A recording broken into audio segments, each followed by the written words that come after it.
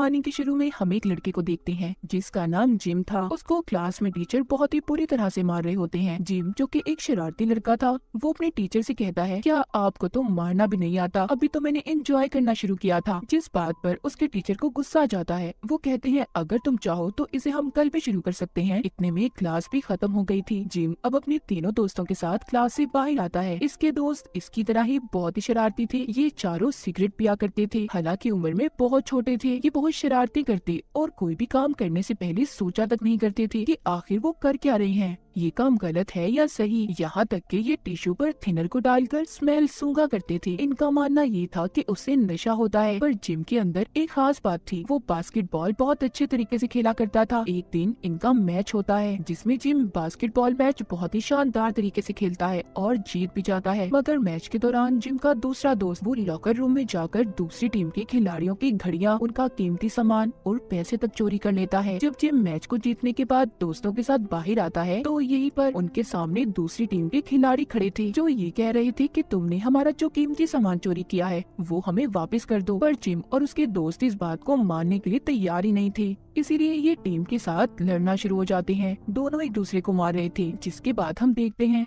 Gym hospital में अपने एक दोस्त से मिलने जाता है जिसको ब्लड कैंसर था। जिम का ये दोस्त जब 6 साल का था, जब से इनकी बहुत अच्छी दोस्ती थी। जिम का दोस्त भी ये जानता था कि वो बहुत अच्छा बास्केटबॉल प्लेयर है। मगर 2 साल पहले जिम के दोस्त को पता चला कि वो बीमार है। जिम दिल से चाहता था कि उसका दोस्त ठीक हो जाए क्योंकि ये उसे दुनिया में अपना सबसे करीबी मानता था। जिम उसे घुमाने बाहर लेकर जाता है मगर उसे ये बिल्कुल भी अच्छा नहीं लगता, इसीलिए जिम उसे वापस से हॉस्पिटल छोड़कर अपने घर आ जाता है। जिम ज्यादातर अपना वक्त स्कूल के 3 दोस्तों के साथ रहकर गुजारा करता था। उसके पास बास्केटबॉल के साथ साथ एक और महारत थी, वो थी उसकी राइटिंग। जब भी जिम के दिमाग में कोई ख्याल आता, कोई पोयम, तो वो उसे अपनी डायरी में लिख लिया करता था। उधर जिम का दोस्त जो हॉस्पिटल में बीमार था वो भी कुछ दिन बाद मर जाता है। जिम जब उसे देखने जाता है जिसकी हालत बहुत बुरी थी, वो अपनी बीमारी से ढांचे में बदल गया था। जिम उसकी ऐसी हालत देखकर बहुत रोता है। उसकी मौत के बाद इसे कुछ समझ नहीं आता कि वो अब अपनी जिंदगी में क्या करे। जिम अपने स्कूल के दोस्तों के साथ जब फिल्म देख कर आ रहा था तो भी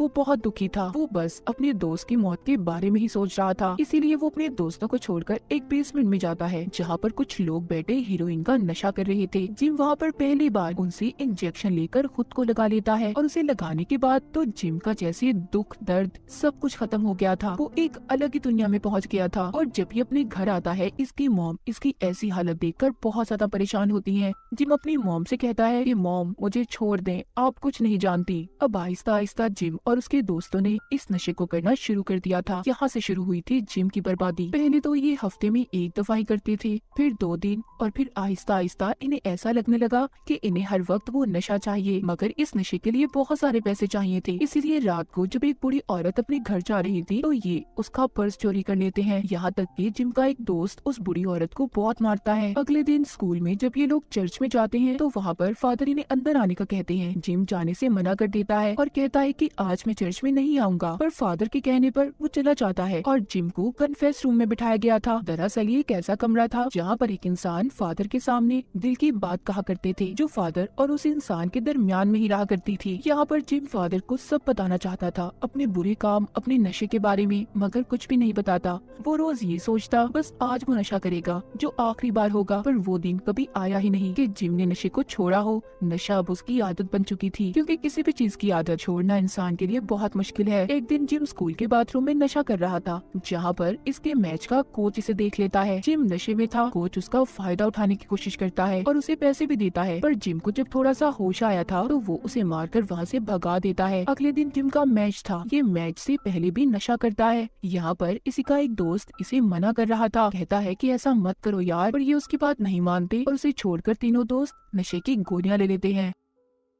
अब जब मैच शुरू होता है तो जिम और उसका दोस्त जिसने नशे की गोलियां ली थी, ये दोनों होश में नहीं थे। ये बहुत ही बुरी तरह से मैच को हार जाते हैं। जब स्कूल के फादर को ये बात पता चलती है कि ये सभी नशा करते हैं तो वो वहाँ पर पुलिस को ले आए थे और इन्हें 1 हफ्ते के लिए सस्पेंड भी कर देते हैं। वहाँ पर कोच ने भी इन्हें अपनी बास्केटबॉल टीम से निकाल दिया था। जिम को इस बात पर बहुत गुस्सा आता है। वो अपने स्कूल के फादर से कहता है कि आप क्या मुझे स्कूल से निकालेंगे, मैं खुद ही आपके स्कूल को छोड़कर जा रहा हूँ। अब जिम का दोस्त जिसने इसे नशा करने से मना किया था वो अभी भी स्कूल में ही नहीं था, पर जिम और उसके बाकी 2 दोस्तों को स्कूल से निकाल दिया गया था। जिम जब अपने घर जाता है तो उसकी मॉम उससे पूछती है कि तुम्हें स्कूल से क्यों निकाला गया, जिस पर वो कहता है कि हमारी कोई गलती नहीं है, हमने कोई नशा नहीं किया, हमें साजिश करके स्कूल से निकाला गया है। जब जिम की मॉम उसको नशे की गोलियां दिखाती है जो उसने घर पर छुपाई हुई थी, वो पूछती है तो ये क्या है, ये क्या विटामिन की गोलियां हैं। इस बात पर जिम की मॉम को बहुत गुस्सा आ गया था और वो उससे कहती है कि निकल जाओ मेरे घर से। जिम भी गुस्से में अपनी मॉम के घर को छोड़ देता है। उसकी मॉम उसकी ट्रॉफी को भी घर से बाहर फेंक देती है जो उसने मैच में जीती थी। जिम अपनी मॉम से ये कहकर चला जाता है कि अब वो कभी वापस अपने घर नहीं आएगा। उसकी मॉम कहती है कि ऐसा मत कहो जिम, सुधर जाओ, क्योंकि वो उससे बहुत प्यार करती थी। वो नहीं चाहती थी कि जिम अपनी जिंदगी बर्बाद करे। अब जिम उस ट्रॉफी को उठाता है और कूड़े के डब्बे में डाल देता है। जिम जब अपने दोस्तों के पास जाता है तो उसे और उसके दोस्तों को अब नशे की जरूरत थी, पर उनके पास पैसे नहीं थे, इसीलिए वो एक गाड़ी को भी चोरी कर लेते हैं क्योंकि नशा अब उनकी जरूरत बन गया था। उनके लिए यही उनकी दुनिया थी। उन्हें असल दुनिया से कोई फर्क ही नहीं पड़ता था कि असल दुनिया में हो क्या रहा है। उनकी आदतें दिन ब दिन खराब होने लगी थी। वो अब एक स्टोर में भी चोरी करने जाते हैं जहाँ पर जिम का एक दोस्त जिसका नाम मिकी था उसको गन मिलती है जो कि नकली थी, पर फिर भी ये उसे अपने पास रख लेता है। जिम का जो दूसरा दोस्त था वो पूरे नशे में था, उसे समझ नहीं आ रहा था कि वो क्या कर रहा है। तभी वहाँ पर भी पुलिस आ जाती है। जिम और मिकी अपने दोस्त को होश में लाने की कोशिश करते हैं कि पुलिस आ गई है, होश में आओ, पर वो होश में नहीं आता। इसीलिए ये दोनों उसे वहीं पर छोड़कर चले जाते हैं। उस दोस्त को पुलिस ने पकड़ लिया था। उधर जिम और मिकी वो दोनों एक बार में आते हैं जहाँ पर टीवी में वो चलती खबर को देखते हैं जिसमें इन्हीं के स्कूल के बच्चे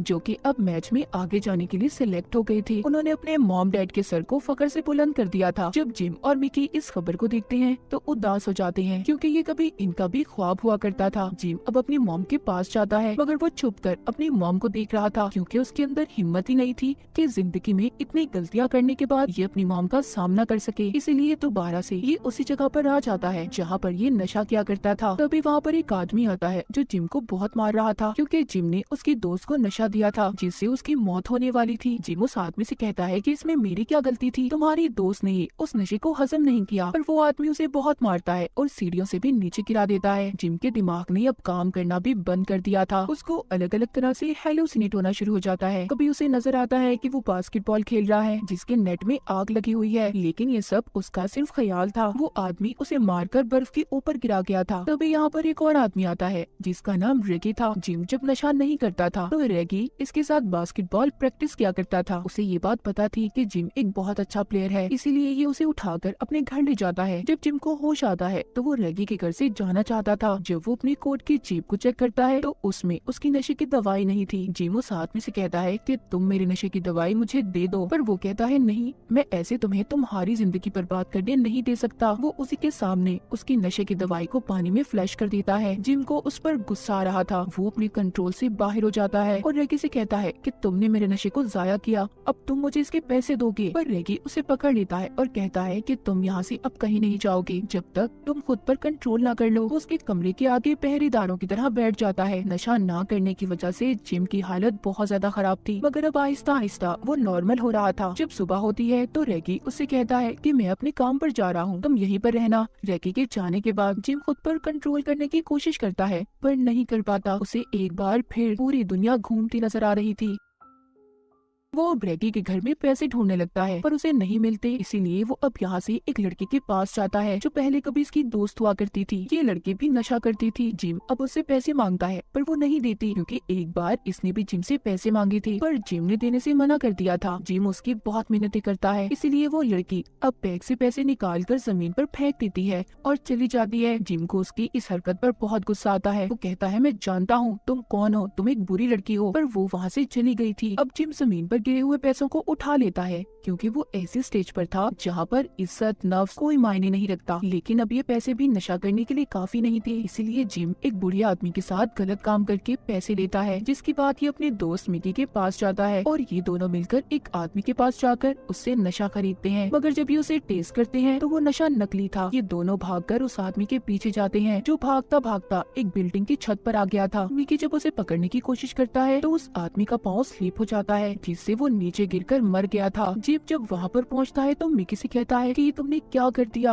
अब हमें कोई नहीं बचा सकता, तुमने उसे मार दिया। और जब मिकी नीचे जाकर चेक करता है तो कुछ गैंग के लोग आकर उसे पकड़ लेते हैं और बहुत मारते हैं। पुलिस ने भी उसे पकड़ लिया था। इतना सब होने के बाद भी जिम को समझ नहीं आई थी। वो दोबारा से अपनी मॉम के पास जाता है और कहता है कि प्लीज मॉम मुझे पैसे दे दो, मैं आपका बेटा हूँ, मेरे साथ ऐसा मत करो। पर उसकी मॉम उसे पैसे नहीं देती क्योंकि वो जानती थी कि अगर उन्होंने उसे पैसे दिए तो वो नशा करेगा और अब उसकी मॉम ऐसा नहीं चाहती थी। तो इसीलिए वो पुलिस को फोन करती है क्योंकि वो ये सोच रही थी कि शायद जिम जेल में रहे तो नशे की आदत को वो छोड़ देगा। जिम को पुलिस वहाँ पर आकर पकड़ कर ले जाती है। वो अपनी मॉम से यही कह रहा था, प्लीज मॉम मुझे बचा लें, मैं सुधर जाऊंगा। पर उसकी मॉम उसकी एक नहीं सुनती। जिम ने जितने भी गुनाह किए थे उसे 6 महीने की सजा दी जाती है। इन 6 महीनों में वो अपनी डायरी जो लिखता था उसे भी पूरा कर लेता है। और जब 6 महीने बाद वो जेल से बाहर आया तो हम उसे एक स्टेज के बाहर देखते हैं। दरअसल यहाँ पर उसने अपनी पोइट्री शायरी को पढ़ना था जो उसने अपनी डायरी में लिखी थी। तभी वहाँ पर उसका दोस्त आता है जिसको पुलिस ने सबसे पहले पकड़ा था। वो कहता है, जिम मेरे पास एक बहुत अच्छा नशा है। पर जिम कहता है, नहीं,